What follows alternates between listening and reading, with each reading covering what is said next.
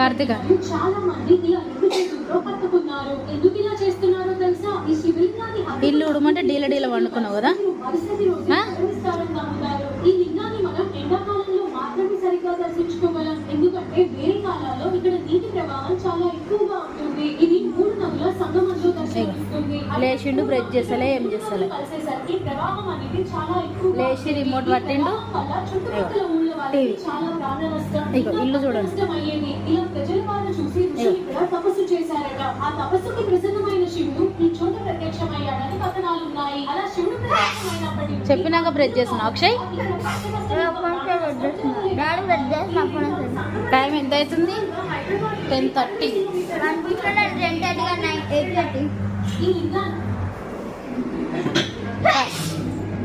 కార్తిక కార్తిక నీకు ఇల్లుడు అని చెప్పి ఎంతసేపు అయింది?